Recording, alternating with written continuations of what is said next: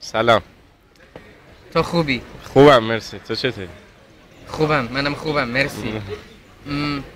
امروز شما میکنی؟ چی میکنی؟ چی میکنی؟ آره. کی کلاس داری؟ کلاس داشتم تموم شد. So پس امشب چی میکنید؟ امشب کس میکنم. کس آره. گایدمش. میگاییم. آره. تو چی؟ منم گایدم. کیو گایدی؟ نمیدونم. میخوای بری کس بزنی. پیدا کنی. فارسی خیلی زیاد نمیتونم حرف بزنم. آفرین. Dude, stop that shit. نه بذار یکم صحبت کنیم. Okay. I don't know what the fuck you just said. Speak a little bit more. Speak a little bit more. What can you say? Just say. قیمت شندش. قیمتی شندش. قیمت چی؟ یه دور قیمتی شندش. یه دور. من که نمیدم. من نمیدم. دوست داره؟ یه دور رو بعد از مو بپرسی. مو یه دور چند؟ ها؟ 2000 تا. 2000 تومن. تومن.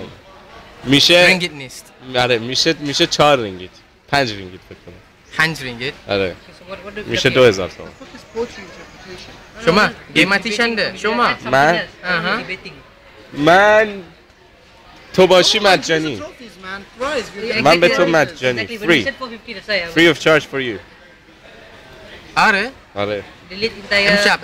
امشب بیا بریم. خونه من. آره؟ نه. خونه شما. خونه شما. آره خوبه. پس خونه من دیگه. چرا خونه من؟ چون که خونه من تختش بزرگ راحته. نمیدونم. Big bed, comfortable. Dude, I don't know what to say next. برو گم شو. فوش بده.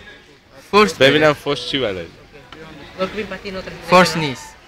فوش نیست؟ چرا فوش نیست؟ نمیدونم. What foul words can you say? Just say them. Foul words. And a sag, jorkish, koskish. خواهر تو گایدم.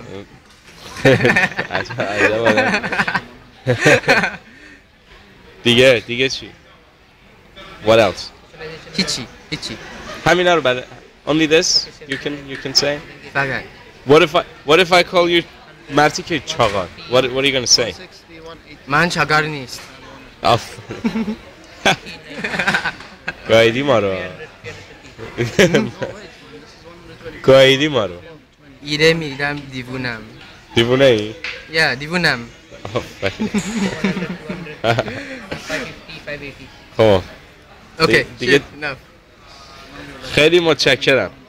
یا خیلی خیلی متشکرم. خداحافظ.